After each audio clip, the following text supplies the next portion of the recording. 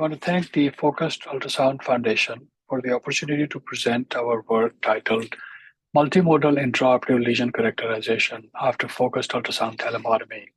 I'm Vibhor Krishna. I'm an associate professor of neurosurgery at UNC Chapel Hill. These are my sources for funding, and the ones highlighted in bold are relevant for this talk.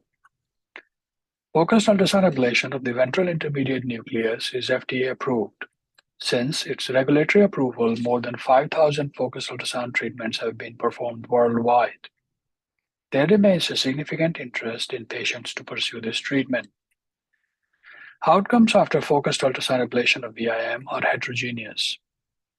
Specifically, there remain a risk of side effects such as ataxia, and in some patients, a return of tremor is also observed after VIM FUS. Early recurrence of tremor is thought to be related to targeting, accuracy, and extent of ablation.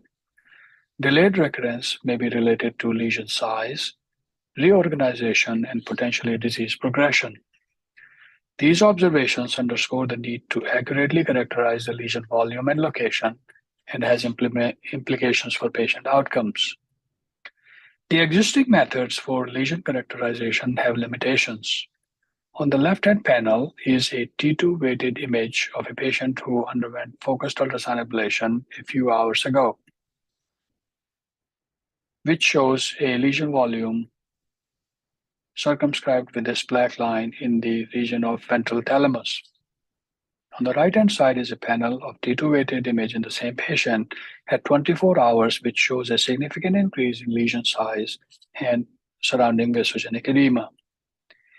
In order to identify the best imaging protocol, we collaborated with Dr. Boji Hodai at University of Toronto. In a preclinical model of piglets undergoing focused ultrasound ablation, we identified that restricted diffusion imaging correlated the best with tissue histology. Conventional MR techniques like T1 weighted imaging underestimated the lesion volume. We also observed that RDI accurately distinguished between coagulative necrosis and perilesional edema. In a separate clinical cohort of patients undergoing focused ultrasound ablation, we observed that RDI persistently elevated at 24 hours and significantly correlated with thermal dose. Overall, RDI predicted patient outcomes with a reasonable accuracy as well. What remained to be tested was whether intraoperative RDI was feasible to be acquired.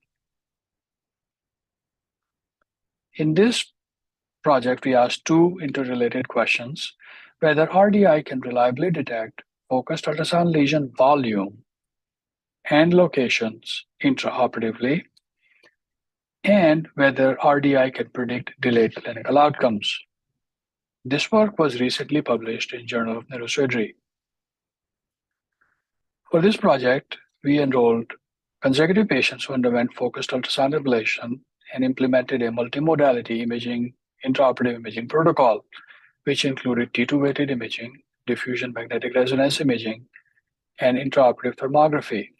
Postoperative imaging protocol include T2 weighted imaging and diffusion magnetic resonance imaging. Clinical assessment was performed using task-specific tremor assessment at 6 months and assessment for ataxia. We observed that lesion volumes were specific to the imaging sequence and the timing of acquisition. Specifically, intraoperative RDI revealed larger lesion volumes than thermography and T2 weighted imaging. T2 weighted imaging significantly underestimated the lesion volume. Postoperative imaging RDI showed stable lesion volumes. As far as lesion location is concerned, we also observed that lesion locations were specific to imaging sequence and timing for acquisition. Intraoperative thermography was most inaccurate in identifying lesion locations. T2 weighted imaging and RDI identified lesions in similar locations. Again, in postoperative imaging, T2 weighted imaging and RDI estimated lesion location in stable locations. Clinically, we observed a tremor reduction of about 85% on the treated side. We observed ataxia in 4 out of 19 subjects. When we observed symptom-specific hotspots, we identified that tremor relief was associated with ablation in the ventral VIM, while the risk of ataxia was associated with ablation in the surrounding inferolateral white matter.